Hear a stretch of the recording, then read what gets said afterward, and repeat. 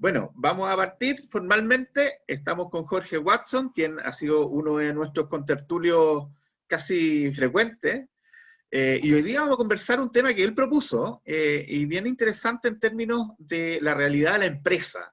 ¿Cuál es la realidad de la empresa chilena? También podríamos verlo desde la perspectiva latinoamericana. Hay hartos cambios ahí probablemente que van a afectar a las empresas después de la pandemia. Así que aquí tenemos una voz experta en materia de emprendimiento y también en materia de lo que es la realidad de la empresa hoy en día. Jorge, quiero partir, bueno, primero agradeciéndote, siempre tú tienes muy buena disposición para poder conversar con nosotros y este es un tema que a ti te apasiona, yo sé, pues si aquí lo estuvimos conversando antes que quería hacer un capítulo especial de esta materia. ¿Cómo ves la realidad de las empresas post pandemia? ¿Cuál crees tú que va a ser la realidad de las pymes, de las medianas, de las grandes empresas? Mira, yo estaba conversando recién con Marcel, el tema es que estaba recuperando mi biblioteca, lo que me quedaba, y hay un capítulo completo, hice 4 columnas, y una columna completa tenía que ver con eh, emprendimiento, entreprender, pyme, casos de empresa, etcétera. Y es súper interesante ver cómo van evolucionando en el tiempo,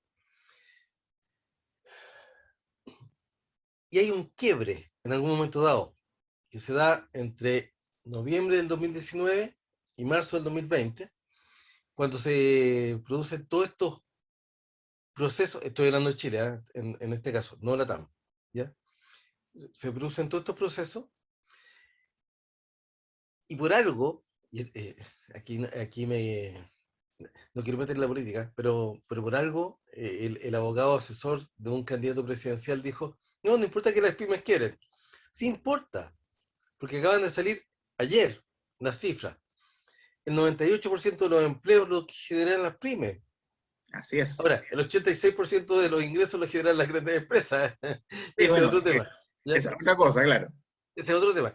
Yo los invito a usted, y de verdad, y se los dejo abierto, a bajar en octubre normalmente, finales de octubre, sale el informe de competitividad mundial, el original, en inglés, qué sé yo, ¿ya?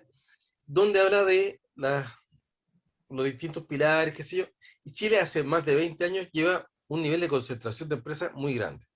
O sea, las empresas en Chile, que son del orden de 1,5 millones, un poquito más, ¿ya? Y 11.000 son grandes, 10.000, 11.000, por ahí. Ellas se llevan el 90% del mercado. Pero, adicional a eso, y ese es un tema muy de fondo, que es post pandemia, ¿qué va a pasar con las pymes? Que hoy día están pidiendo subsidios, qué sé yo. Yo creo que finalmente, si no hay un cambio de mentalidad, un cambio de postura, una forma distinta de mirar la vida. Fíjate que la estructura de Alemania con la de Chile, estructuralmente, desde el punto de vista de la cantidad de empresas, Ujú. o de la proporcionalidad de las empresas, no es distinta. La diferencia es que las pymes en Alemania generan el 70% y en Chile Mira, generan el 4%. ¿Okay? Hola, Hay algo ahí. ahí llegó Fernando. Sí, A hola, ver, hola, ¿qué tal? bienvenido Fernando. a ver, ahí te veo, o sea, te escucho, pero no te veo. ¿No me ves? Espérame, Pero espérame. ya está, ahí Ahí viene está. llegando, ya, perfecto. Ahí ¿Cómo estamos estás? los tres. Voy a hacerte una luz. A mí me falta luz, ¿eh? Estoy comprando luces para Sí. el fondo. Fernando, te voy a presentar a Jorge Watson. Él es ingeniero, estamos Hola, expertos en Jorge. emprendimiento. Hola. Y Jorge te voy a presentar a Fernando Eli, un gran amigo que vive en Colombia, chileno, y se ha dedicado a varios temas en la vida en realidad, y lo último que está en el tema de la resiliencia, él es coach, es periodista y además tiene un doctorado en comunicación, y se ha dedicado harto tiempo ahora último a escribir. Así que también tiene una voz experta en materia de empresa y en particular en el tema de resiliencia. Estamos conversando de las pymes y cuál va a ser la Perfecto. realidad post pandemia. ¿Cómo vemos que después de que termine esta situación que nos está afectando como planeta, cuál va a ser la realidad de las pymes? Así que Jorge ahí nos estaba compartiendo algunos puntos de vista. A Bueno, ver, dale, perdona, Jorge, dale, dale. primero partir celebrando a Fernando que escriba, porque yo creo que todos deberían escribir, hacer cosas. Gracias, gracias. Es una forma de transmitir experiencia, Marcela aprendizaje. escribe muy bien. Marcela escribe muy bien. Sí, sí, Así dicen, por lo menos. no, de verdad. Yo te le digo.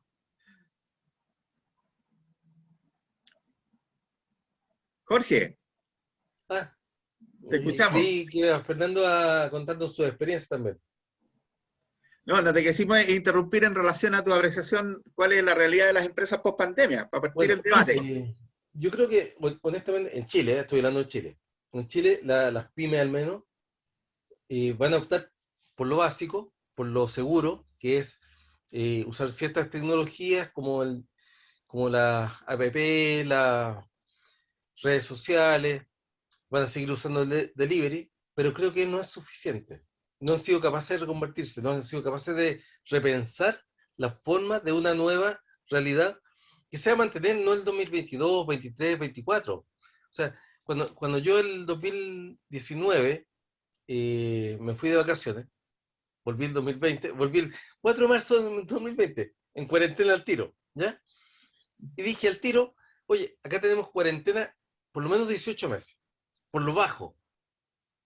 Hoy día están hablando de tercera dosis, la cuarta dosis, que Pfizer funciona, que la Sinovac no funciona, qué sé yo. O sea, significa que vamos a estar 2022 o 2023 con esta realidad. Estas pymes no han sido capaces de, sí de operacionalizar, pero de repensar su negocio. Piensa que incluso el retail, estoy hablando de marcas que no voy a nombrar como Walmart, ¿ya? Fueron capaces de poner su propia red. Primero hicieron el anexo con Corner Shop, después dijeron no, es muy caro, lo Claro. sacaron y pusieron su propia red. Tenían 420 ítems para repartir, de más de 7.000 en cualquier supermercado. Bien bajo en realidad. Entonces, exacto, entonces hay un tema ahí de fondo y empezaron a darse cuenta, oye, ¿sabes qué? O cambiamos o nos morimos. ¿Ya? Hoy, el domingo hay elecciones, por eso hoy día la intensidad bajó, no pasaron a fase 3, lo que tú quieras. Pero el martes, el miércoles nos van a subir de nuevo a fase 1, a cuarentena. Y una forma distinta de entender el negocio es que hoy día además no solo nos llegan los productos de China, sino que no somos capaces de mandar los productos para afuera. Es súper interesante el tema que están planteando hoy día los dirigentes del sector agroindustrial, que dicen que hay que traer más extranjeros porque no tienen mano de obra para poder llegar a cosechar lo que se supone que pueden llegar a mandar si es que se levantan las restricciones este verano. Bueno, de hecho estaba leyendo hoy día que el agroempresariado estaba subiendo los sueldos para poder ¿Sí? tentar en el fondo a los trabajadores a que vayan a laborar, porque si no la siembra se pierde. Ese es el gran problema que tiene este minuto. Y un dato no menor, hoy día en el país de España sale una demanda masiva de hoteleros y gastronómicos contra el gobierno por haber cerrado los locales. Que es algo que va a pasar en Chile probablemente porque llevan casi 2 años sin poder atender. Y este verano, por mucho que se levanten las restricciones, este verano los hoteles y los restaurantes van a estar quebrados. Si están quebrados, si la gente está quebrada, no tiene capacidad de ingreso. Entonces, cuando tú pasas, y esto es un tema no menor, ¿eh? Cuando tú pasas, estoy en cuarentena, paso 1, paso 2, paso 3, cuarentena. Entonces, el empresario no sabe, despido a la gente, la contrato, la dejo una semana, la dejo 10 días, y finalmente te cae la inspección del trabajo. Hay todo un tema ahí re interesante, que lo vemos a nivel de Santiago, pero en regiones más graves. Las Correcto. regiones en Chile, y este es un tema bien particular, en Chile Fernando, las ciudades son pequeñas. sí, Fernando estuvo hasta hace poco tiempo atrás acá en Santiago. ¿Alcanzaste a ver algo de la realidad local o estuviste más Mira, encauchado todavía? no, o sea, virtualmente sí, con empresas públicas y ahora privadas. A ver, bueno, en realidad yo en PyME he trabajado con pymes, pero en realidad no es mi fuerte, pero yo diría que este es un escenario mortal, donde se requiere espalda, donde se requiere reinvención rápida, pero por sobre todo espalda, y por otro lado una plasticidad cultural para desafiar los propios paradigmas de los emprendedores, para ver cómo sostener un negocio bajo este contexto. Yo creo que hay un tema ahí en donde, es más, yo siempre cuento que cuando escribí mi libro Resiliencia Organizacional, yo escribí el libro pensando en una serie de crisis. Entonces yo decía, nosotros no tenemos que ser resilientes cuando llega la crisis, nosotros siempre tenemos que ser resilientes. Y cuando llegue lo que llegue, lo sostenemos y emprendemos el vuelo. Pero nunca pensé que iba a ser algo como esto, tan brutal, tan radical. Entonces, al fondo, claro, el escenario, yo creo que más allá del tema de la economía, hay un tema previo que es como la dimensión cultural, la cosmovisión individual de los emprendedores y de los empresarios para sostener esta incertidumbre. Porque el fondo es ese. O sea, no sabemos si de aquí a 5 meses, por ejemplo, yo, no sé, el año pasado tenía comprado pasajes para ir a Chile y no pude, y ahora tenía comprado otros pasajes para ir en octubre y no voy a ir. Entonces, el fondo, está la incertidumbre que yo creo que no hay negocio que resista. Por eso que el mundo pyme, una vez conversando con una persona que me decía, bueno, ¿y qué le recomendaría a las pymes? Primero yo creo que, bueno, ver cómo acompañar a los líderes de las pymes para resetear la mirada también. Creo que acá hay un cuento. O sea, cómo enfrento yo la crisis, cómo enfrento eso, lo que decimos la gente que estamos en el mundo de la resiliencia, que no es sostener la crisis como estos monitos inflables que uno le pega y se echa para atrás y después vuelve, sino que como yo resignifico y aprendo algo de esto, y desde ahí para ver por dónde entro en este nuevo escenario. Porque las empresas grandes en realidad esto lo tienen resuelto. Sí, claro. Las empresas grandes dicen, ya listo, voy a perder. Ojo, y hay empresas que no han perdido nada y el año pasado les fue espectacular. Así es. Entonces el punto es, ¿cómo hacemos para cambiar, yo diría, la matriz cultural de los emprendedores actuales? ¿Cómo hacer para entender de que si cambia el escenario, yo tengo que ver cómo cambio con el escenario también? Yo creo que ahí hay un tema, más allá del tema con los bancos. Yo ahora saqué un texto, y te lo voy a mandar, Marcel, para que si tú lo quieres... Okay, gracias, ahí lo comparto. Una revista mexicana, y es sobre emprendimiento. Entonces hablé con gente que estaba emprendiendo. Por ejemplo, un amigo mío que sacó un local de pollos, pero pollos yo diría más refinados, más gourmet, y le fue espectacular, ojo, y se tiró en pandemia con todo cerrado, no tenía idea de cómo hacer el negocio, pero ¿qué fue lo que hizo? Focalizó y dijo, ya, todas estas delivery, perfecto, sí lo voy a hacer, tiene que ser de alta calidad, no tengo gran competencia, perfecto, y voy a entrar con productos, pero 100% de impacto rápido.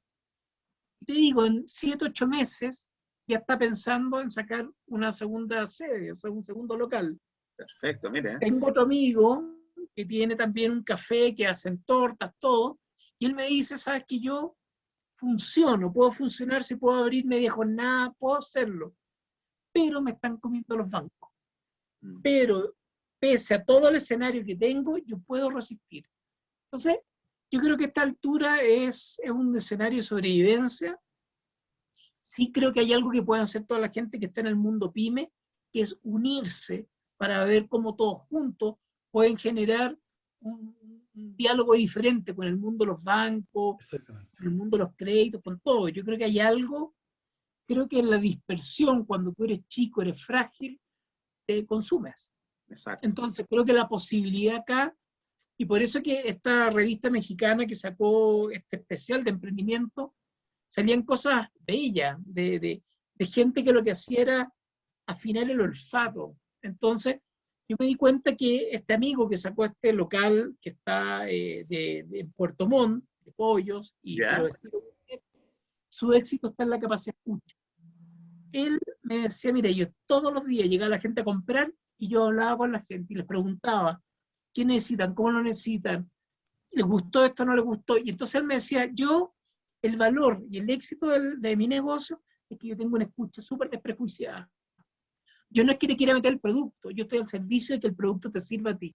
Correcto. Entonces yo creo que hay un tema acá también de los emprendedores, de cómo lo hacemos, porque hay mucha gente quiere morir con las botas puestas, que mi producto es, ahí está mi producto.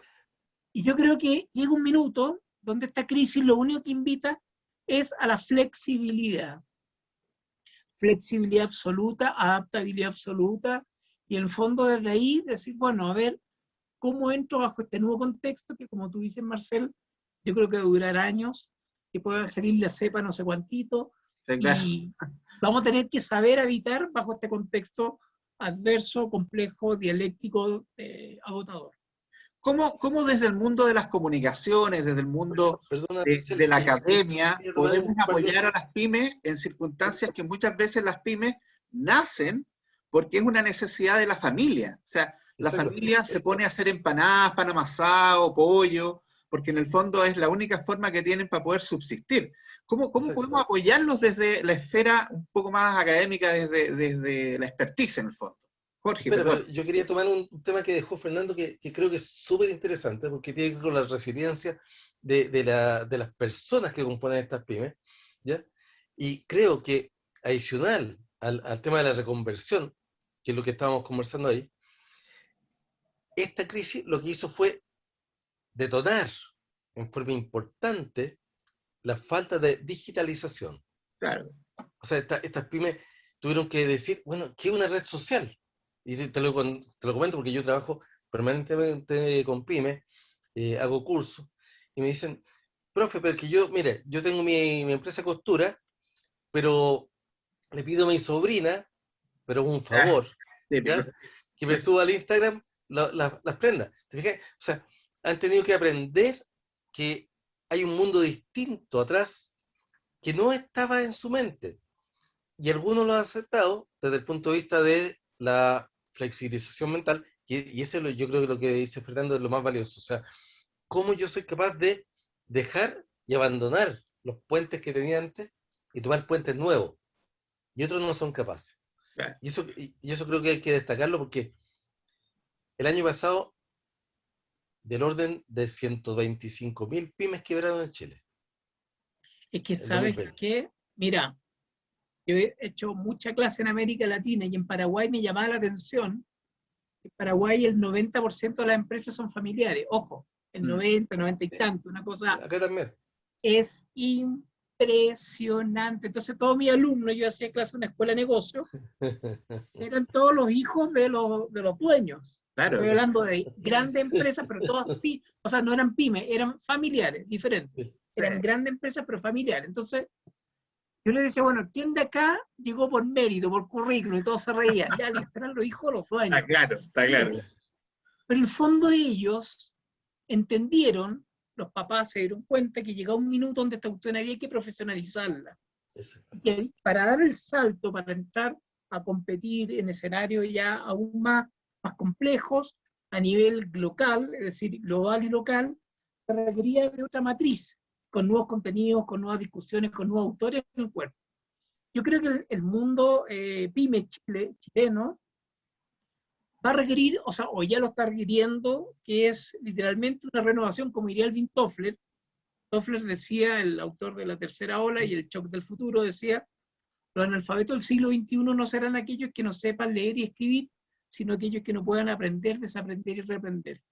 Entonces, si yo me doy cuenta que el eje de mi vida fue crear un producto, pero no entendí que tenía que abrir la mirada para tener una mirada en 360, totalmente estratégica y muy táctica.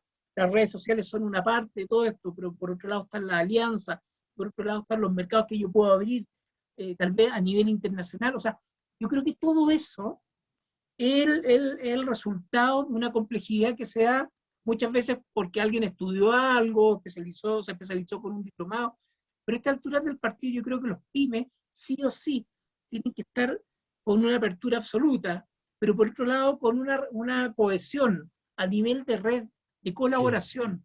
Yo creo que nuestra cultura neoliberal tan darwiniana, tan competitiva, en el mundo pyme nos sirve. Yo creo que acá es una red de gente que está co-construyendo proyectos, por otro lado que está escuchando otra música y viendo qué le puede servir. Yo estoy viendo mucho eso de escuelas pyme, medios especializados para pyme, es decir, cómo transformamos la colaboración en una red que apalanque literalmente posibilidades de desarrollo y expansión económica. Bueno, Perfecto. de hecho, en Alemania, en Inglaterra, en Estados Unidos, cualquier empresa grande cuenta con miles de pymes que la apoyan, porque generan redes. Si el tema son las redes, que es un tema que no hemos sido capaces de entender acá. Sí, así es sencillo. Pero eso ha sido responsabilidad de las grandes empresas, ¿crees tú? Porque, por ejemplo, les pagan a 120, 180 días, entonces las pymes No, en ese tiempo ¿acá o el allá? capital. No, acá, acá. No, acá la Chile. revientan. Allá tiene que ver con una capacidad, como decía Fernando, una capacidad estratégica de decir, mire, yo necesito una pyme que me haga perno, otra que me haga hilo, otra que me haga no sé qué, y ellos van generando redes que lo apoyen. Una anécdota, no vamos a decir la empresa, pues no puedo, ¿ya? Pero hace un tiempo atrás, una empresa dijo, quiero hacer una instalación de alta tecnología en Chile en el norte. Necesito 500 empresas pymes de este tipo. No hubo capacidad. Se Ah, fue a Houston. ¿Sí? Porque no, culturalmente, y ese es el tema de fondo, culturalmente no está dado el tema acá. Y la, se me olvida el nombre, la empresa de aviación inglesa, bueno, no importa. Esa tenía 12.000 pymes que trabajaban para ella. ¿Sí? Entonces, y da estabilidad de empleo, genera buenos trabajos, buenos sueldos, y genera una red, porque son redes, es como la hormiga o la abeja. Es que, Acá todos quieren perdón, trabajar solos. mira, lo que tú dices es tan así en que hay un caso, La British. Gerda Oasa, que es brasileña, por Ah, lo tanto sí, yo sí, sí. fui consultor de ellos hace años, y ellos siempre decían, ellos invertían mucho en todo lo que eran sus proveedores de acero. Entonces, toda la gente que estaba recolectando acero, que se lo llevaba, porque después ellos lo transformaban en lingote, en cable, todo, ellos llevaban un proyecto como de responsabilidad social y de compromiso, de apoyo, para profesionalizar esto de sacar el acero que está en la ciudad, que Sí, está tirado por todos lados. sí. Y cuando tuvieron las crisis, que fueron varias crisis complejas, ellos sacrificaron muchos espacios, pero nunca sacrificaron a sus proveedores, a esta red de gente, y ellos lo tenían claro, decían nosotros, o sea, tenemos una confianza y un compromiso que hace que nuestro negocio y el negocio de ellos estén en constante colaboración. Y claro. desde ahí fue un cuidado. Entonces, en el fondo, yo creo que acá hay una mezcla entre un tema valórico, axiológico, de cómo me relaciono con el otro, ¿ya? Y por otro lado, hay un tema táctico, operativo también, de gestión. Entonces, por ejemplo, cuando uno ve el mundo público, cuando le paga a los proveedores, que le paga a 3 meses, y a Claro. A 4 meses, y a 180 días, bueno. 5 meses. Entonces, el fondo, claro, la pregunta es, ¿cómo mezclamos entender la gestión del negocio, por otro lado, con, yo diría, una forma de pararnos desde un ganar-ganar, de esta cosa voraz de yo te como a ti, sino que, en el fondo, cómo nosotros estamos en un espacio de colaboración, obviamente para alcanzar el propósito final. Entonces, yo creo que acá, en Chile, por malas prácticas de muchas décadas, seguimos en este cuento medio abusivo del grande con el chico, y desde ahí no hay colaboración para el momento de crisis, y cuando está la crisis, las culturas más laxas son las que se desfondan, las que O no sea, tienen coordinación de acciones, no tienen buenos liderazgos, no tienen un propósito común, no articulan sentido en lo que hacen. Entonces yo creo que el tema es ese, cómo llegamos a la crisis, no qué hacemos en la crisis. De de hecho, acuerdo a la a mí me llamó la experiencia atención, de cada uno de perdón, ustedes, en América Latina, ¿la situación es muy diferente? O, por ejemplo, el caso de no, muy Colombia, el parecida, caso de muy parecida. Bolivia. ¿Cómo lo ven ustedes? Yo he trabajado en Argentina, en Bolivia, en Perú, y son todas súper parecidas. Ya. Salvo situaciones regionales excepcionales, que son distintas. Pero tomándolo de Fernando, yo me acuerdo hace años atrás, me llamó la atención porque me llama un cliente mío, que es una empresa grande, Grupo David, y me dice, Jorge, quiero que capacites a todos los proveedores nuestros. Ah, ya, ¿y lo pagan ellos? No, lo pago yo. Dije, o sea, era una mirada súper distinta. Te rompe el esquema. Y los proveedores estaban felices porque les regalaban los cursos. ¿te fijas? Pero en el fondo tiene que ver con alinear el tema. Claro. Pero la realidad latinoamericana, de verdad, en mi opinión, es muy, muy parecida, salvo situaciones regionales muy excepcionales. Yo tuve oficina en Bolivia y te diría que lo que pasaba allá o en Argentina era muy parecido a lo que pasaba en Chile, Ya, perfecto. eh, excepto situaciones muy, muy puntuales. Yo me acuerdo había una zona que era básicamente, y fue muy interesante, que era de Cochabamba al interior, que tenían una cultura más incaica.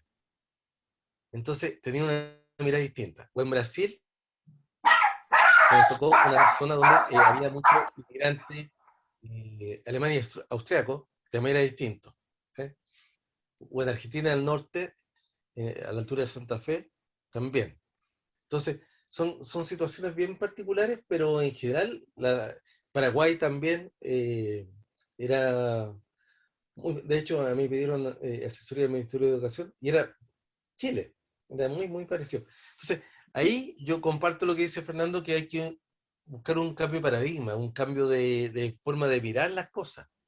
¿Ya? Es que No, sabes que, sí, yo creo, Jorge y Marcel, que el tema, mira, yo ahora estoy a punto ya de defender mi tesis doctoral y sobre el liderazgo en América Latina. Trabajé con 9 países, 18 casos. Un poco, bueno, todos los países que tú planteas, parece que hemos estado en los mismos mercados, está bueno eso. Tenemos que conversar después. sí, El tema es el mismo, y estoy de acuerdo con Jorge, que acá hay algo, y por eso que pasa por la matriz cultural del mundo empresarial latinoamericano, ojo, y vamos para México con lo mismo, es parecido, en donde hay un tema con problema de liderazgo grave, y al final del día el que gesta la cultura. Entonces, por ejemplo, como tenemos una realidad latinoamericana con pobreza, con violencia, con arquetípica de siglos para atrás, de abuso, de un abuso de poder, todo eso, tenemos una cultura presentista. Nosotros no vemos el futuro, no trabajamos para el mediano y largo plazo. de hecho, Nosotros para estamos atrás. en el día a día, estamos en el cosismo, estamos en el problema y arreglamos la máquina ahora. Entonces, yo diría que Perdona, sí, Fernando. De dale, hecho, la dale. negociación colectiva en Claro, América Latina es hacia atrás. Es lo que pasó, no sí, hacia claro. adelante. A mí me tocó trabajar 2 casos en Chile, que tenían que ver con empresas norteamericanas, donde se proyectaba la negociación colectiva a los años que venían, que era maravilloso. ¿Te fijas? O sea, hay un tema bien, bien profundo ahí Es que para es la intervenir. cultura. Entonces, mira, Claro, mi tesis está apuntando a eso, que en el fondo tenemos una forma de entender liderazgo, por eso que a veces nosotros tenemos liderazgo más capataz que liderazgo coach. sí. Palo, zanahoria, coerción, sometimiento, y desde ahí, por supuesto, mala comunicación, autoritarismo, verticalismo, mucha jerarquía, poca jerarquía, cero participación, entonces viene el conflicto, estamos todos peleados, yo no colaboro porque estoy en la competencia, porque tenemos una cultura de la sobrevivencia interna. Entonces, en el fondo, hay un tema con la cultura, con la cosmovisión empresarial latinoamericana, con el estilo liderazgo, yo diría con la forma de entender el negocio, que hace que esta cuestión sea muy difícil de sacar adelante y más en tiempos de crisis como esta. Sí, Entonces, no se puede. yo creo que eso estamos, entonces el escenario es, bueno, ¿cómo salimos adelante bajo este contexto? Entonces, yo creo que a corto plazo, por supuesto que hay que aplicar agilidad, plasticidad, flexibilidad, como quieren llamarlo, pero a mediano plazo hay que revisar la cultura, el cómo nos estamos relacionando y cómo estamos pensando el modelo de negocio para que tenga, yo diría, mayor vuelo, porque si no, es muy difícil. Mira, me tocó el año pasado, vi muchas conferencias con respecto a mis libros y pasaba lo que yo decía en el libro Resiliencia. Muchas empresas que llegan culturalmente muy dañadas a la crisis y Claro. desde ese daño, ¿cómo se sostiene virtualmente el líder, que era el que estaba con un palo persiguiendo al resto, pero ahora está en su casa y cada uno está en su casa y cada uno hacía lo que quería? Entonces, el fondo es cómo generamos, yo diría, culturas que sean consistentes, coherentes, éticas, efectivas. Yo creo que ese es el desafío. Yo creo que no estoy hablando tanto para el mundo pyme, porque el mundo pyme está en la sobrevivencia permanente, eso es otra Claro. cosa. Sí. Pero las grandes empresas, yo sí creo que tienen que resignificar sus prácticas, porque estas crisis van a seguir y, ojo, y pueden ir creciendo esta cuestión, puede ser cada vez más grande. Entonces, se va a requerir de de otra cosmovisión empresarial latinoamericana. Eso es lo que pienso. ¿Cómo se recuperan las confianzas? Porque aquí hay un tema central que es la confianza. En el caso de estas alianzas, como tú planteas, Fernando, entre los diferentes niveles empresariales. Porque aquí tenemos empresas que son pequeñas, evidentemente, empresas que son medianas, otras que son grandes, y todas necesitan, obviamente, interactuar mirando hacia el futuro. Por lo que ya pasó, obviamente, es un modelo que probablemente ya está agotado. ¿Cómo lo ves a futuro ese punto?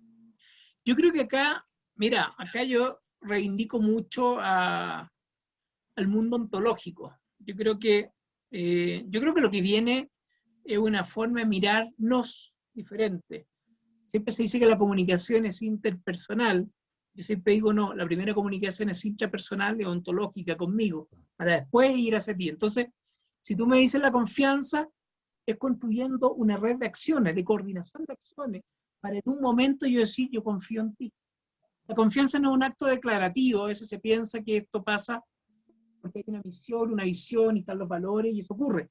La confianza tiene que ser una práctica conductual. Sí. Y es conductual cuando yo habito en la coherencia y la consistencia de lo que digo y lo que soy. Entonces, la confianza es el resultado de un camino, es el resultado de una forma de relacionarnos y de co-construir una realidad en conjunto. Pero para eso, obviamente, que se está requiriendo una predisposición. Porque si yo desconfío de ti, yo digo, no, Marcel no me cuida, porque por eso que la resiliencia organizacional, yo inventé un modelo que es el modelo MAR, modelo de acción resiliente, que es lo que busca el cuidado. Yo cuido, tú cuidas, nosotros nos cuidamos el negocio, cuidamos a los líderes cuidan al equipo, y así. Cuando yo estoy en un espacio de desarrollo y expansión, obviamente que yo estoy dispuesto a seguir co-construyendo desde la complicidad contigo, desde el ir y venir. Pero si yo estoy atrincherado, sé que estoy en un lugar de fragilidad permanente contigo y que en cualquier momento yo puedo tener un espacio de desconocimiento, yo siempre voy a estar ahí, en la incertidumbre. Y está lleno de gente. Fíjate ahora, en momentos de crisis, lo que más se usa es el miedo como un espacio de control y coerción. Entonces, ¿qué es lo que ocurre? Tú ves los estudios y toda la gente está con angustia. Etimológicamente, la angustia es el miedo al futuro. Entonces, claro, yo estoy ahí. ¿Qué es lo que pasa con la angustia? Gente poco creativa, poco innovadora, poco jugada. La gente está en la sobrevivencia, no está en salir a emprender e inventar la rueda de nuevo. Entonces, yo siento que la confianza es el resultado de una cultura. Por eso que yo siempre me dicen, no, que el tema es el liderazgo, no. El tema es la comunicación, el tema es la gestión, no. El tema es la cultura. ¿Y qué es la cultura? La cultura son las creencias y los valores que lo llevan a la práctica conductual. O si no, esto es pura literatura. Sí, es conducta. ¿Por qué? ¿Cuál es tu punto de vista? Es conducta. Yo comparto plenamente lo que dice Fernando y me estaba acordando de casos, y no puedo decirle de las instituciones, pero que estoy viendo hace 3 semanas atrás la fecha, donde me dicen, son profesionales, técnicos, administrativos, ¿verdad? De distintas instituciones públicas y privadas en Chile, donde me dicen, ¿sabes? Me dijeron que me fuera a la casa y que trabajara desde ahí, con mi computador, en mi comedor, con los cabros chicos, lo encuentro súper abusivo. O sea, hubo un cero criterio desde el punto de vista conductual, ¿verdad? Organizacional, donde la gente se sintió abusada. Yo creo que retrocedimos 10 años, va a ser, o 20 años, porque desde el punto de vista práctico, si sumo y resto, hay excepciones, porque me acuerdo que hay 2 o 3 personas que tienen que ver con la minería, que me dijeron, mira, me enseñaron cómo hacerlo, fueron a ver a mi familia, me implementaron la oficina en la casa, o sea, bien, está súper bien hecho. ¿Verdad? Pero el resto, el 90%, se sintió abusado, literalmente abusado. ¿Ya? Entonces tiene re pocas ganas de ponerle el hombro, de ayudar, de ejercer liderazgo, Pero es de que, Jorge, aportar. hay números que son súper claros, fíjate. Yo siempre los tiro arriba de la mesa. En América Latina, esto es como muy regional, ¿Ya? el 85% de las personas no renuncian a la empresa, renuncian al mal liderazgo. Sí. La efectividad de un feedback de un líder es de un 26%. El cumplimiento de la planificación estratégica en América Latina, ojo, es de un 7%. ¿Sí? Entonces, en el fondo, pero no es nada, pues, entonces Sí, pues, nosotros estamos, sí, por eso, no es perdón, nada. por eso somos continentes subdesarrollados, si no es broma. Entonces, Yo el año pasado hice un estudio de teletrabajo en abril o mayo más o menos, y era impresionante los resultados. O sea, la gente lo único, mira, no me acuerdo la cifra en términos de porcentaje, pero la gente percibió que habían bajado las relaciones con los clientes, con las jefaturas, con sus pares. Lo único que apreciaban era que no tenían que andar movilizándose en transporte público, qué sé yo, etcétera. Pero desde el punto de vista total, era súper negativo lo que les pasó. Porque los dejaron solos, dijeron, mira, ¿sabes qué más? Ponte tu computador, enchúfate y haz la pega. Que además, perdón, y este es un punto aparte, que además es ilegal. Legalmente en Chile hay una obligación desde el empleador, para el efecto del teletrabajo, de cubrir las necesidades de trabajo, tanto de internet, de electricidad, de equipamiento, etcétera. Que nadie, o sea, no digo nadie, pero que la mayoría no lo cumplió nunca. Y eso la persona lo siente, pues estamos hablando de resiliencia. O sea, eh, ¿cómo me siento yo apoyado por mi empresa? Tengo que usar mi computador, que es el mismo computador que usan mis hijos para sus tareas, porque a todos se les olvidó, que usa mi señora para su trabajo, son la misma hora, pues, si no, si no broma. ¿Ya? Entonces, me mandaron un computador de la empresa para mí y no el de mi casa. Me pagaron internet, me pagaron, me habilitaron las instalaciones. Todo ese tema, el conjunto de temas, ¿verdad? Te lleva a abandonar el liderazgo, porque finalmente uno dice, además, perdón, me acuerdo de un dato, la sobresaturación de comunicaciones. Estoy hablando de abril 2020, por lo tanto, estaba recién partiendo la pandemia. Entonces las empresas saturaron a la gente con correo, mail, eh, redundante, ¿verdad? Y la gente Perdona, decía, bueno, ¿cómo respondo eso?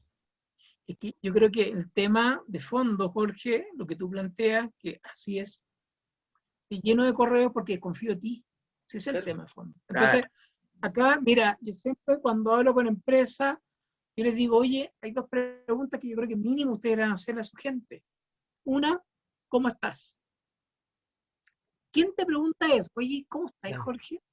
Y segundo, ¿qué necesitas, Jorge?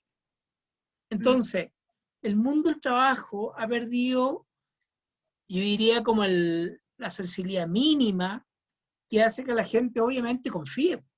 Entonces, el problema de fondo es ese. Entonces, la confianza es el resultado de una relación. Si tuvimos una relación más o menos nomás, estando juntos, ¿qué relación vamos a tener ahora si cada uno está en su casa?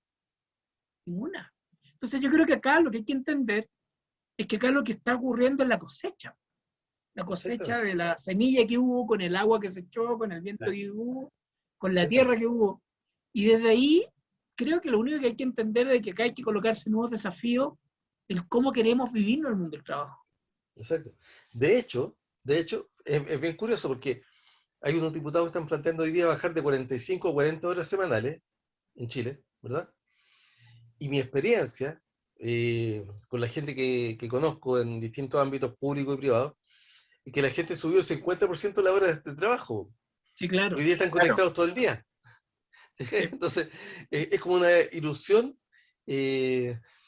legal, vamos a decir, vamos a trabajar menos, pero la verdad es que en la práctica, la gente que trabajaba antes hasta las 6 de la tarde, hoy día trabaja hasta las 10 de la noche, 11 de la noche.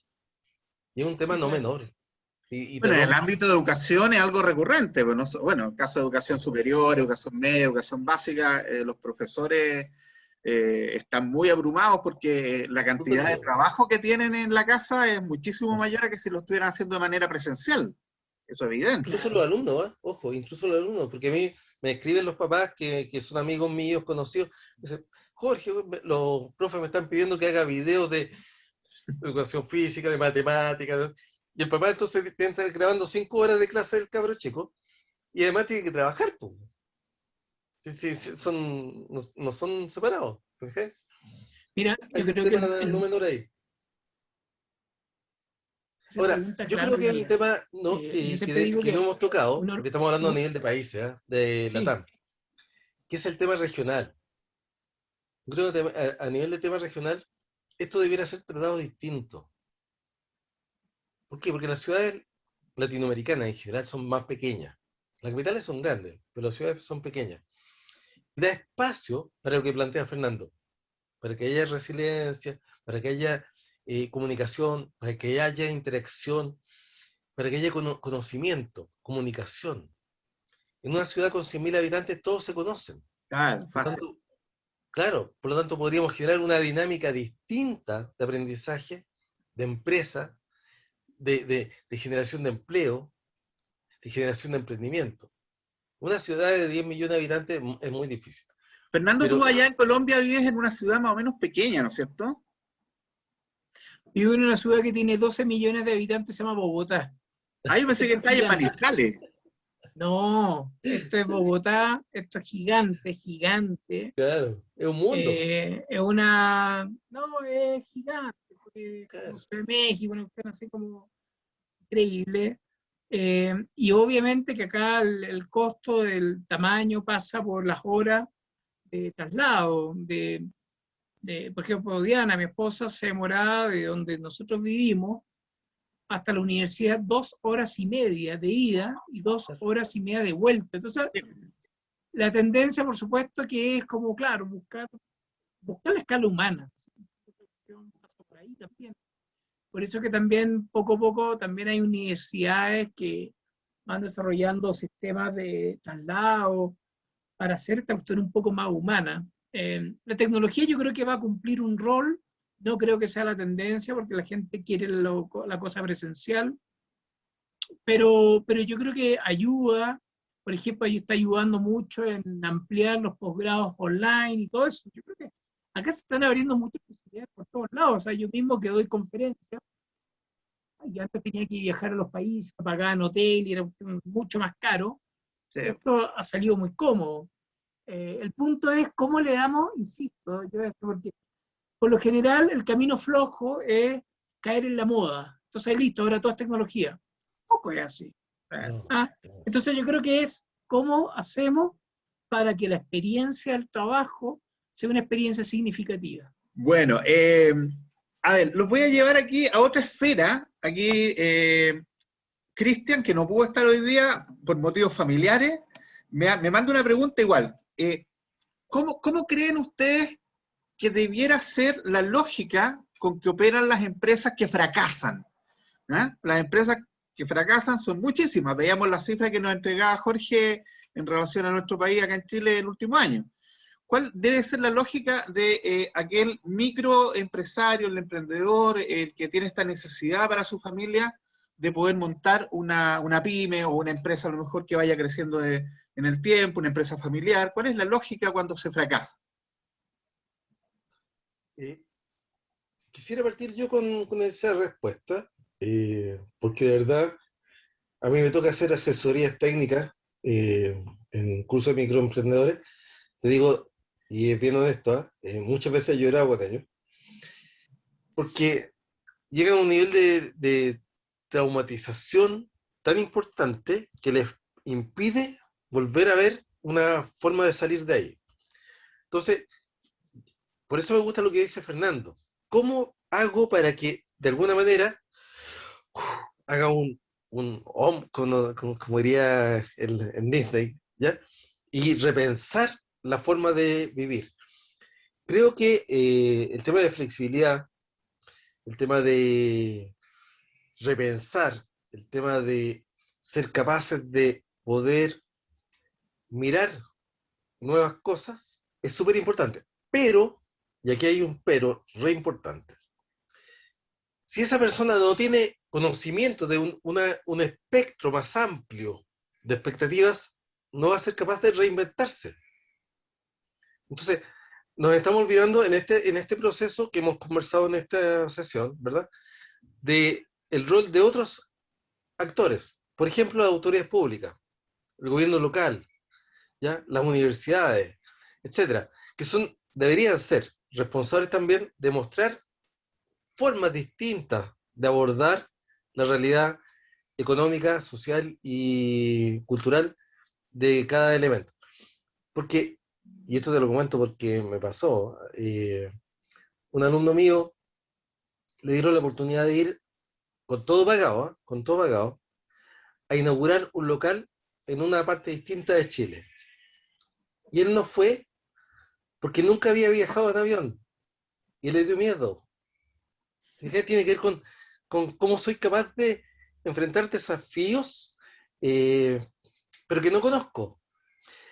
Otra persona, que era vecina mía, que lleva muchos años esperando ir a La Tirana, que es una fiesta religiosa en Chile, ¿ya? Ya, convenció a la mamá, se fueron a La Tirana y el avión tuvo problemas, tuvo turbulencia y dijo, nunca más en avión, y se querían venir en bus de vuelta, pero como tenía el avión comprado, vinieron de vuelta. Finalmente lo apreciaron. Entonces, es como abrir expectativas, como abrir la capacidad de visualización de la gente. Si nunca has visto algo, ¿cómo lo vas a apreciar? Ese es un poco el tema. Yo creo que hoy día el tema de las pymes pasa un poco por eso, pero también creo que el gran desafío del sector público, estoy hablando del sector municipal y fiscal, es aprender. De hecho, acabo de hacerle un examen a mis alumnos de tecnología en los negocios sobre una carta que hizo una señora, y una carta real. Su mamá tiene 100 años. No le depositan en la cuenta RUT porque no abren cuenta RUT para 100 años. Está prohibido. Entonces no le pueden pagar la pensión. Ahora, ok, ella ahí fue, le hizo un poder, entonces fue al INP, después fue al Banco Estado, sumando y restando, estuvo como 48 horas en fila para poder cobrar una pensión de 150 lucas. Ahí hay un tema de un desafío súper importante. ¿Okay? Entonces, por ahí va el camino. Como decía Fernando, no todo es tecnología, porque es tecnología aplicada en los negocios. No es tecnología por tecnología. La tecnología es un soporte, es un apoyo. Pero, ¿cómo pensamos los procesos del negocio? ¿Cómo pensamos los procesos de las personas? ¿Ya? O sea, si yo en una... De hecho, mi mamá, que es jubilada, tiene 80 y tantos años, ella nunca va a cobrar la pensión el día que corresponde, porque dice, hay mucha gente, como tiene problemas en las piernas, ¿verdad?, de movilidad, le duele, pues no puede estar 4 horas en la fila. Yo miraba el caso de Londres, de la Municipalidad de Londres, donde ellos les van a entregar las pensiones a las casas. Le van a entregar la colación todos los días a las casas, a las personas postradas. Pero además conversan con ellos 5 minutos. Porque hay un concepto distinto, que es de humanización de la relación. Mira, yo, a ver, a lo que plantea Jorge, quiero como sumar casos. ¿Ya? El mismo, pero no es de pymes, no, pero son empresas que salieron adelante en un momento brutal.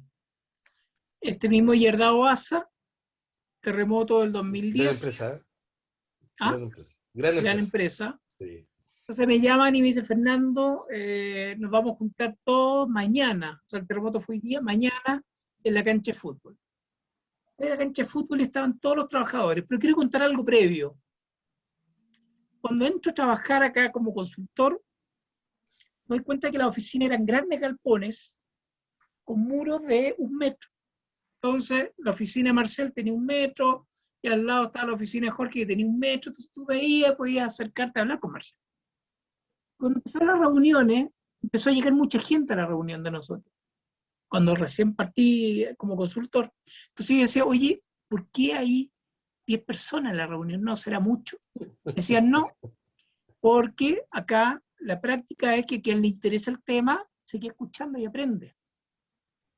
No, está bien, decía, pero igual 10 como harto. No, tranquilo. Que en la otra reunión tal vez había 8, ya, 2 aburrir, y así. Y fui aprendiendo por el tiempo. Y las organizaciones para salir adelante tienen que ser organizaciones flexibles. La flexibilidad no pasa por una cosa verborreica, declarativa, sino que pasa por la capacidad conversacional que tiene la organización. En la medida que una organización tiene capacidad de conversación rápida, tiene capacidad de aprendizaje. y cuando tiene capacidad de aprendizaje, tiene mayor capacidad de flexibilidad para tomar un giro en un momento determinado, es decir, en poco tiempo tomar responsabilidad. Entonces, era una organización que tenía una cultura dialógica, en donde la conversación desde una matriz, estoy hablando de una organización muy plana, casi no tenía mando medio, tenía 5 gerentes y pura base organizacional, gente empoderada, buen nivel de formación técnica y con toma de decisiones diarias. Entonces, cuando fue el terremoto del 2010, al otro día nos juntamos en la cancha de fútbol, estaban todos los trabajadores, y entre ellos empezaron a tomar decisiones, ojo. Entonces, volvemos a la pregunta, Marcel, de la confianza. Bueno, la gerencia, la línea, que eran 5, estaban en Europa negociando no sé qué, y estaban los trabajadores. Y entre todos los trabajadores empiezan a tomar decisiones. Oye, ojo, se había caído 2/3 de la industria, 2/3. Empiezan a tomar decisiones. Oye, mira, tenemos proveedores, tenemos que cuidarlo de ellos, listo, y tenemos unos pedidos que tenemos que hacer de aquí a 2 meses. Y si no tenemos el acero, vamos a comprar acero, vamos a perder, pero vamos a responder. Entonces, ¿qué pasó? Las organizaciones inteligentes son organizaciones que tienen una práctica conversacional superior al promedio, obvio, con un nivel de conversación y con un nivel de creación de contenido y creación de conocimiento, que no es que yo haga un conocimiento y lo dejo tirado en la mesa, no. Ellos compartían el conocimiento, lo co-creaban entre todos, lo llevaban a todos los rincones, como la organización, todos aprendían, todos manejaban el negocio. Y todos se sentían empoderados para tomar decisiones. Yo nunca había visto esto, pero en fondo en una cancha de fútbol se tomaron las decisiones estratégicas que partían en ese momento, con el sindicato alineado, todos alineados, con un propósito claro que había que salir a desafiar. Entonces, ¿para dónde voy? Conecto eso con otra historia que fue de un documental que me tocó trabajar para el programa Naciones Unidas hace muchos años atrás, en donde se sistematizó la experiencia de la creación del sindicato de pescadores de Quintay. Hay un sindicato, entonces llegamos un equipo, yo era el productor ejecutivo y el periodista, y nos quedamos como un mes conviviendo con los pescadores, estuvimos en todo Chile recorriendo. Entonces, ¿cuál era y por qué cuento esta historia? Porque era gente pobre, 70, 80 pescadores, en un lugar absolutamente pobre, porque la orilla de Quintay, olvídense, no encontraban ni un loco, ni un molusco, ni una lapa, no había nada, porque lo habían sacado. Y antes de eso, de décadas, los japoneses y los ingleses, y los ingleses, japoneses, no me acuerdo quién más, mataron millones de ballenas. Entonces, era un lugar de derrota, de pérdida, de extracción absoluta, obscena. Entonces eran estos 80 pescadores, 70 pescadores con su familia, muy empobrecidos, no tenían nada. ¿Pero qué tenían? Tenían corazón grande. Ellos crearon un sindicato de pescadores, esto fue por eso que el PNUD le interesó.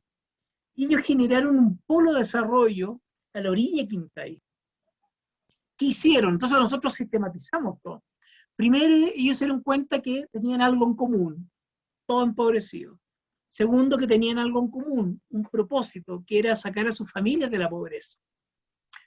Tenían el mar con una orilla costera absolutamente escuálida, y se dieron cuenta que tenían vecinos con bonitas casas. Entonces me contaban ahí los pescadores, esto fue hace años, que salían todos, iban casa por casa y se presentaban y decían: somos los pescadores de Quintay y queremos desarrollarnos, queremos salir adelante, pero nos faltan ideas, nos falta conocimiento, nos falta masa crítica. ¿Qué tuvieron de suerte estos señores? Que ahí habían diputados, senadores, académicos, investigadores, bla, bla, bla, bla. Resumen, hoy día el sindicato Quintay pesca con GPS, exporta. En ese momento ya habían contratado al gerente que necesitaban que hablar a varios idiomas porque querían exportar, un ingeniero comercial, pero ellos veían. ¿Qué es lo que hicieron ellos? Entendieron que tenían un territorio, pero no tenían conocimiento, y salieron a buscarlo. Entonces la Universidad Andrés Bello construyó un centro de estudio, y que es el más top en tema acuícola, ¿sí? Genial. Y así, después crearon un centro evento y lo inauguró Plácido Domingo. Ese era el tono de la canción. Entonces, fueron creando un centro cultural, 2 restaurantes, un pequeño imperio, y fueron cuidando, porque el tema de la extracción hoy día, que se llaman zonas de manejo, es donde yo, por ejemplo, no saco un molusco en 2 años para que se vaya nuevamente poblando la orilla costera. Entonces, ellos planificaron el desarrollo. Ojo, con la pobreza, con todo en contra. Estamos hablando de una zona que el 94% del agua se le llevaba a San Augusta, que era un centro de casa de recreación, y era para regar las canchas de golf. Y lo sé porque nosotros entramos con las cámaras a grabar todo eso. Entonces, frente a toda la adversidad, ellos tenían un valor agregado que era un propósito, tenían hambre, pero por otro lado tenían un corazón noble para organizarse y emprender el vuelo y saber pedir ayuda. Y era lo increíble, porque yo siempre cuando hablo de ese caso, yo planteo que es un caso de liderazgo transversal, porque eran reuniones con 70, 80 personas, las reuniones eran intensas, pero siempre estaba la humildad para decir ya, qué es lo mejor para toda nuestra familia. Entonces, yo creo que el mundo del emprendimiento, el mundo pyme, que a veces es un mundo mucho más solitario, porque es uno y contra el mundo, entonces si yo me desplomo, se desploma todo. Yo creo que obviamente el conocimiento, entender la oportunidad como la crisis una oportunidad, pero también, ahora suena muy de autoayuda, pero creo que hay que entenderlo en la perspectiva. Creo que toda persona que emprenda, ojo, todos nosotros emprendemos, yo soy consultor y yo tengo que vender mi cuento también, y todos lo hacemos. Todos los días, además. Exacto, sí. Tenemos que tener un trabajo personal de autoconocimiento para entender cuáles son nuestras fortalezas, debilidades, fragilidades, oportunidades, qué tengo que aprender, qué tengo que desafiar. Eso, yo creo que ya eso el mundo emprendedor nunca lo plantea, porque cree que todo es tecnología y está en ese lugar que es un lugar empobrecido para lo que es un desafío grande. Se requiere eso también, que es un trabajo de empoderamiento para tener, yo diría, una gestión consciente. Yo creo que, porque mira, a esto yo siempre conecto con la historia de Freddy Kaufman, un autor de La empresa consciente, un argentino muy connotado, y un día lo llamo y le digo, Freddy, te quiero entrevistar. Y le digo, ¿cuál es la pregunta que todavía no te han hecho con respecto a tu último libro, La empresa consciente? Dice, che, qué pregunta, a ver. Dice, la pregunta que nadie me hace es, ¿cuál es la trampa? ¿Cuál es la trampa? Que si soy hipertenso como pan y como azúcar, como sal, y que si soy diabético como azúcar, y que si tengo no sé qué, me excedo en los kilos, es decir, ¿cuál es el autosabotaje que me hago? Entonces yo me quedo con eso también. Yo creo que el mundo pyme tiene también que hacer un trabajo introspectivo, sí, para entender qué soy, qué tengo, qué no tengo, qué tengo que aprender, qué tengo que desafiar, para emprender el vuelo en todo tipo de eventos, con todo tipo de clima. Eso. Mira, oye, qué increíble la historia que contaste, Fernando, porque mira, nosotros siempre conversamos de muchas cosas, pero probablemente de las familias no hemos conversado tanto. Y esa zona de Quintay, mi bisabuelo, mi tatarabuelo eran dueños de esa zona. Ah, mira, qué bueno. Mira. Sí. Así que mira, qué bonita historia la que trajiste a colación. Porque los carros no me creen, pero el mundo es muy chico. Sí, no, bueno, pero para que te des cuenta que hay cosas que de repente nosotros con Fernando conversamos de todo, absolutamente todo, 30 pero años habíamos conversado, claro, conversando del tema de la familia, imagínate. Así que muy bonita historia, bellísima además. Te voy a mandar, porque está en uno de los capítulos de Resiliencia, te voy a mandar el capítulo porque en realidad es una bonita historia y es una historia exitosa. Bellísima, le fue bien. Bellísima historia. Sí. Jorge, perdón, tú te querías decir algo. No, es que yo me quería quedar con dos temas bien importantes que destaca Fernando. El primero, el propósito. Yo creo que una de las cosas que no se le enseñan a las pymes es a forjar un propósito. Que no es un objetivo, no es una meta, es una cosa un poquito más estratégica. ¿Qué es lo que quiero hacer?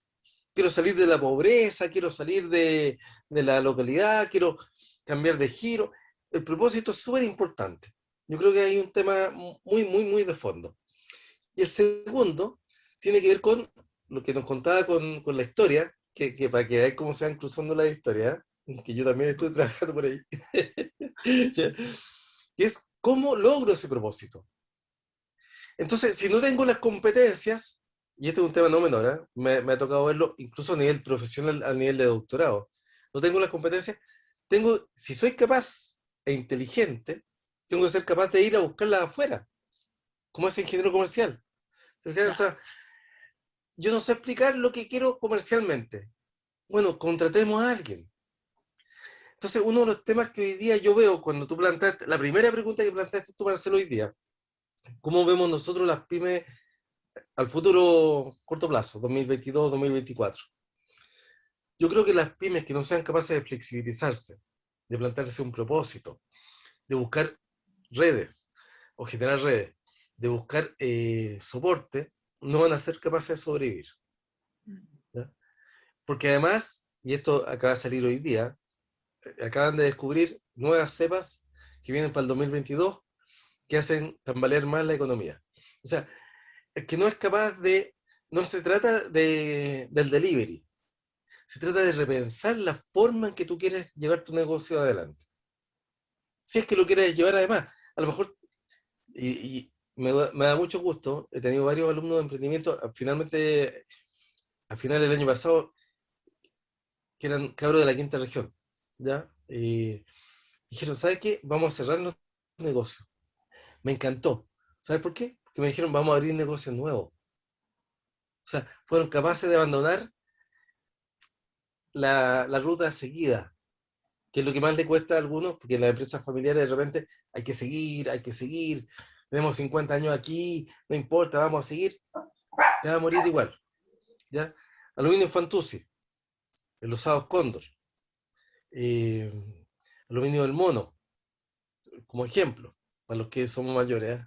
Los más jóvenes van a cachar esta cuestión. Esas empresas desaparecieron porque siguieron en la misma ruta cuando el mundo cambió. Y el mundo cambia hoy día radicalmente, y como decía Fernando, se vienen cambios muy radicales, no solo por la pandemia, por otras cosas. Hay pugnas importantes a nivel internacional, Estados Unidos, China, Estados Unidos, Rusia, etc. Ahora, lo que sí quiero destacar, y un tema que creo que es importante, que el apoyo que tienen que tener estas pymes, desde el punto de vista no de dinero. A mí siempre me dicen, profe, ¿cómo lo hago para sacarme un subsidio de 2 millones? No, mira, sí, sí, te lo voy a ganar. Pero con eso el negocio no funciona, si un subsidio no mantiene un negocio. Lo que sí tenemos que destacar es que la autoridad local, estoy hablando de un país de 16 regiones, de 4.000 kilómetros, donde la mayoría de las ciudades, cada unidad administrativa tiene poquitas personas, 5, 6, 10, 15 personas de nivel estatal. Y las municipalidades igual tienen poca gente. Sí tienen que tener una concepción distinta. O sea, hoy día cuando hablamos de gestión local, gestión de municipal, gestión de la autoridad, desde el punto de vista del apoyo a las pymes, tienen que tener una realidad propia y no de Santiago. A mí me llamó mucho la atención, por ejemplo, el caso de la Universidad Aysén. Aysén es una zona espectacular, muy bonita, si la quieren ir a visitar, de verdad que es espectacular, que tiene todos los planes regionales desarrollados. Todos, están hechos, están escritos, cada Ceremi tiene su plan. ¿Y las carreras que se dictaron cuáles son? Pedagogía, asistente social, no sé, son 4, 5, 6 carreras. Ni una tiene que ver con el desarrollo local. Son todas hechas de Santiago. Es como el caso de Chaitén. ¿Te acuerdas de Chaitén cuando el volcán? Sí, claro. ¿Ya? Yo siempre me acuerdo porque me quedó grabado. Entonces, le mandaron bonos, alimentación, energía, qué sé yo. Y reclamaba a la gente, porque no se pueden cambiar, ¿eh? Porque son bonos específicos, o sea, o lo usan en eso, no lo usan. Y los bonos que mandaron de acá, para energía, eran de gas. Y en el sur no usan gas, usan leña. Leña, claro. Y por lo tanto no podía usar el bono de energía porque, claro, el compadre que lo hizo acá en Santiago era de gas, pues, balón de 45. Entonces, hay una lógica ahí que tiene que ver con, no sé si, yo siempre pienso en los estados federados, no digo que Chile pueda ser un estado federado porque creo que no le da, pero cuando hablo de Argentina, hablo de Brasil o de Estados Unidos, y tienen la capacidad de conceptuar cada región localmente, creo que eso hace falta, porque lo que dice Fernando es correcto desde el punto de vista del ámbito global, pero cuando lo llevamos al micro, Aysén es súper diferente a Arica, o a Osorno, ¿verdad? O Punta Arenas. Magallanes hoy día, que es una de las regiones con menos contagio COVID, pero si tú vas a Magallanes, uno toma un vuelo acá, en Santiago, a Punta Arenas, los chilenos en el vuelo, ¿cuántos son? Los pilotos, no más son extranjeros. Entonces, son realidades distintas. Los magallánicos son distintos, tienen su bandera, cruzan Argentina, son autónomos. ¿Ya? Tú vas a Arica, y ellos viven con Bolivia, con Perú. Entonces, entender esa realidad que espero, y esto tiene que ver con las pymes, espero que los gobernadores que recién asumieron tengan una lógica también de las pymes locales. O sea que ¿Viste? yo quiero sumar Dime. a lo que dice Jorge, perdón, no sé si, ¿Sí? dos cosas. Una, que yo creo que las pymes tienen que escuchar, aprender a escuchar. Ojo, no es escucharme, entonces me gusta lo que inventé, y lo voy al voluntarismo ese que posté ya el despeñadero, no. Entonces, escuchar el requerimiento, escuchar el dolor, como decimos lo ontológico, escuchar en realidad, y entonces primero tengo que escucharme yo, por eso que el autoconocimiento es fundamental, pero después escuchar también. Y yo creo que hay otra cosa, y que también tengo una bonita experiencia, esa que es, que viene Marcel, le va a sonar esto, que es la construcción de marca ciudad o marca país. Por ejemplo. ¿Ya? En un Perdona, Fernando. congreso, A mí me tocó postular a la construcción de la marca Ciudad Arica. ya, ¿Ok? Entonces, ¿cómo se hace? ¿Cómo sacas tú el paradigma permanente del morro, por ejemplo, cuando tienes miles de alternativas? bueno, Además del morro. mira, yo estaba en un congreso en ¿Ya? Ecuador y me tocó conocer a Tony Puig, que es como el gurú de esto. ¿Ya? Tony Puig tiene un montón de libros, yo le regalé 1000 libros, y somos muy amigos.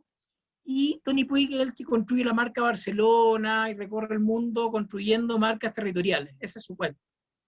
Entonces, en un minuto, conversando, como que salieron harta ideas de lo que estaba haciendo en América Latina. También trabajó en su momento con la marca Ciudad de Santiago. Y bueno, y en un minuto tratamos con un grupo de académicos de una universidad de generar un desarrollo de marca ciudad con el Cajón del Maipo, Pirque y varias ciudades. Y con esta idea del desarrollo territorial, porque en el fondo las pymes también son parte de un sistema, Sí, po. de un ecosistema mayor. Entonces, también por eso que cuando un pyme cree que su producto es para él, solo él, y él contra el mundo, tiene menos posibilidades. Pero nosotros, ¿qué es lo que hicimos? Agarramos un territorio, juntamos a todas las partes del territorio, es decir, historiadores, folcloristas, empresarios, pymes, el mundo hotelero, restaurante, y todos los pusimos en una sala grande con mesa y empezamos a conversar cómo entre todos podían desarrollar un ecosistema de polo de desarrollo territorial para, por supuesto, desde ahí poder vivir. ¿Ah? Entonces, bueno, y fue muy, no siguió esa experiencia, no se sostuvo en el tiempo, pero ¿qué es lo que rescato? Que entre todos empezaron a mirar y empezaron a ver qué nivel de colaboración podían tener entre todos y a la vez cómo generar un propósito de marca territorial para que sirviera para todos los turistas que venían, para el mercado santiaguino. Entonces yo creo que acá hay un cuento también, insisto, con la relación con el entorno, cómo yo me paro dentro de un sistema súper complejo, diverso, pero a la vez también con muchas posibilidades de unir fuerzas. Entonces, cuando se habla hoy día de las realidades locales, es decir, globales y locales, lo que se requiere es eso. Es gente que esté dispuesta a entender que en este sistema súper dinámico, líquido, como quieran llamarlo, puede haber una oportunidad si yo tal vez cruzo mi cerco, ¿ah?, de estar ahí en mi trincherita y me pongo a abrir posibilidades y a abrir conversaciones. Entonces yo creo que en tiempos de crisis, las organizaciones que tienen mejores conversaciones internas y externas con el entorno tienen muchas más posibilidades de emprender el vuelo. Mira, me pasó una cosa muy parecida a ti en Atacama, que hicimos un trabajo completo. De hecho, hoy día me están pidiendo un certificado de eso. En Freirina, en Huasco, en Vallenar, en Copiapó, en San Félix, Alto del Carmen, ¿ya? Y fue increíble cómo conversaron y aprendieron de entre ellos, pero, y aquí hay un tema de ejercicio de liderazgo, pero vuelve a la situación anterior, porque sacaron a la persona que estaba a cargo del tema. O sea, la resistencia al cambio es muy importante, hay que considerarla. Pero más allá de eso, que me encantó lo que contaba Fernando, me acuerdo, mi abuelo era ingeniero agrónomo, ¿ya? Que era jefe de la INDAT y era director de agronomía de la Universidad de Chile en Arica, ¿ya? Yo lo acompañaba siempre a todo el altiplano, íbamos a vivir, qué sé yo. El tema es el siguiente. Estoy hablando de los años 78, 79, por ahí. Y él planteaba una serie de embalses pequeños, ¿verdad?, que iban para el invierno boliviano cuando llegaba la lluvia, cosa que caía la lluvia, porque hasta el día de hoy cae la lluvia y se va al mar directo. Entonces, él diseñó una serie de embalses pequeños, cosa que caía la lluvia, se embalsaba, iba bajando en forma gradual y se aprovechaba para el regadío. Pero el tema de fondo era el siguiente, que mi embalse era para ti, no para mí. Y nunca pudo convencer a la gente que fuera capaz de decir, pero el agua mía le sirve a él, la de él le sirve al Marcel, la de Marcel le sirve al que sigue, y así, y tenemos mejores producciones para todos. Ahí hay un tema súper interesante que es cultural, porque no tiene que ver con la técnica, la tecnología estaba, ahí estaba todo para hacerlo. Hasta el día de hoy hay 6 embalses autorizados del año 60, autorizados para Arica, que no se han construido porque nadie quiere hacerlo porque lo recibe el otro.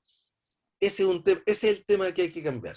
Es la cultura, la mentalidad. Es la cultura, si finalmente es cultura, yo creo que estamos llegando a ese tema. Y creo que las pymes, porque esto no es menor, ¿eh?, la estructura de las pymes en Chile es igual a la estructura de las pymes en Alemania. La única diferencia es que ellas generan 68-70% del PIB y acá generan el 4% del PIB. ¿Ya? Entonces, y tiene que ver con eso, dan empleo, pero no generan riqueza, ni ahorro, ni crecimiento, ni sueldos dignos. Y es porque es un tema cultural, tiene que ver con cómo entendemos el negocio. ¿Ya? Entonces, cuando yo hablo de desarrollo local o desarrollo regional, tiene que ver con eso también. No puede ser, independiente de lo que digan las normas legales, no puede ser que el puerto de San Antonio tribute, por ejemplo, su impuesto acá en Santiago, porque hay una oficina acá en Las Condes, y no en San Antonio. O Codelco tribute acá en Santiago, porque es de la gerencia, y no en Calama. Ahí hay un tema. Ahora, eso estoy hablando de grandes empresas. Pero las pymes, además, adicionalmente a eso, no tienen la capacidad de crecimiento. Alemania, el 2% nuestro de emergencia, que es el que estamos usando ahora o sea, usamos el 2 y el 2, somos como el 8%. Un poquito más, sí, el 2% de emergencia, ellos lo dan todos los años, emergencia o no emergencia, todos los años en bienes de capital a las pymes sin reembolso. ¿Por qué? Porque le entregan herramientas para generar crecimiento. ¿Ya? Y tienen escuelas, por ejemplo, que son con jubilados, que prestan asesoría casi gratuitamente a todas estas pymes para que generen negocios. Y todo eso está en un modelo que se llama Jugendamt, que tiene que ver con un concepto alemán de crecimiento regional. que no está acá. ¿Te fijas? Ese es el tema. Mira, Jorge, yo creo que Fernando, nos van quedando poquitos minutos. Para si tienen alguna idea que quieran ir redondeando, nos quedan mira, 2 minutos cada uno. una idea. Yo creo que, y esto apareció cuando escribí el texto para esta revista mexicana, de varias entrevistas que hice. Todos me decían lo mismo, me decían, no hay instituciones que enseñen para ser emprendedores. Toda la gente que es emprendedora es gente que está saliendo de la pobreza, de una crisis económica, quedó cesante, Claro. tiene que meterse en este cuento. Ese es el cuento, el eje de todo esto. Es toda gente que cayó en un pozo y que tiene que salir y sale como puede. Entonces, yo creo que hay algo ahí que esto de cómo aprender para ser emprendedor. Ojo, y entendiendo que en América Latina la economía informal es altísima, pues en Chile, ¿cuánto será? Un 40%, hoy día, menos, en Colombia es como un 60%, en Bolivia es como un 80%, o sea, entonces nosotros vivimos al borde del precipicio y ahí nos inventamos hasta que somos emprendedores, nadie nos enseñó, y desde ahí estamos solamente como olfateando y con los errores y los aciertos. Creo que falta eso, pero no es solamente como formalmente dar los contenidos, los tips, sino que cómo generamos una experiencia para que desde niño la gente sepa influenciar, encauzar sus propios procesos de vida en forma empoderada, porque al final todo termina siendo un emprendimiento, todo. Así que yo tiro esa idea que creo que me quedó de este reportaje que escribí hace un tiempo. Perfecto. Jorge. Yo me cuelgo de lo que dice Fernando y lo digo con plena conciencia. En Estados Unidos, en sexto, séptimo básico, se les enseña emprendimiento. Se hacen concursos, hay un Junior Achievement, o sea, mi inglés bueno, como el Loli, pero hay un concurso de emprendimiento que se hace en séptimo y octavo básico, y los cabros en octavo básico salen siendo emprendedores de negocio. Saben lo que son los negocios, se les enseña la ética de negocio, se les enseña cómo hacer negocio, se les enseña a ganar. Eso debería estar en los colegios, como ramo básico. Nosotros aprendemos ¿cuándo? Cuando, como dice Fernando, cuando estamos en el abismo, a los 25, a los 30, a los 35 años. Es tarde. ¿Ya? Esto debiera ser formativo. No solo los tips, sino una cultura de emprendimiento. ¿Ya? ¿Cómo nosotros hoy día en América Latina, y es un gran déficit, nosotros generamos empleados, no emprendedores? Esa es la gran diferencia. Oye, perdón, y para sumar, solo a modo de anécdota, el sector privado lo creó la Corfo el año 45 con el Frente Popular.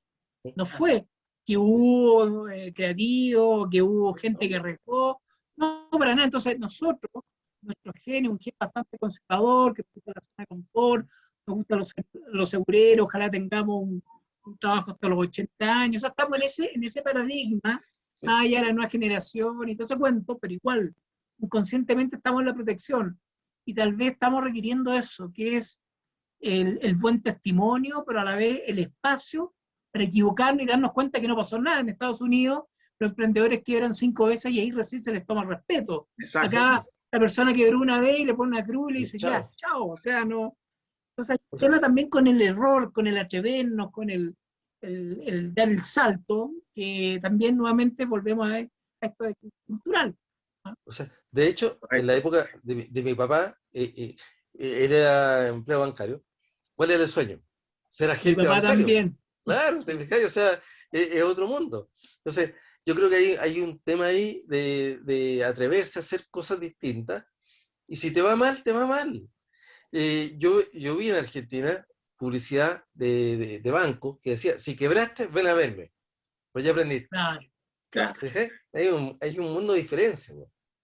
Jorge, Fernando, muchas gracias por haber aceptado esta invitación a conversar. Siempre es grato conversar, siempre es bueno conversar. Y por lo mismo, yo les quiero agradecer a nombre de nuestro programa. Como le decía Cristian, no pudo estar por un asunto familiar, pero de todo corazón, muchas gracias. Espera, nosotros siempre hacemos una recomendación de libro, ¿no? Así que yo voy a hacer mi recomendación de libro. Aquí tengo un libro ¿Mío o el de Fernando? muy preciado. Bien, el de Fernando. ¿Ah? Me falta el mío, ¿eh? Ya, falta el tuyo. Ahí me lo tenéis que pasar también, pues. ¿Eh? Ya, Firmado ahí, Muchas dedicado. gracias. Oye, ¿Ya? Fernando, Fue un honor, Jorge, igual. Marcel, Oye, muchas compartamos gracias. porque tenemos cosas bien interesantes en común. Así es. Súper, Sí. Ya, pues. encantado. Muchas gracias y perdonen la demora, pero estaba en un tema que... No, que me- No, tranquilo, por favor. no drama. No drama. Gracias. Un gran abrazo a los dos. Gracias a Cuídate. ustedes. Que estén Abrazo, muy Chao. bien. chao, chao. Cuídense mucho. Chao.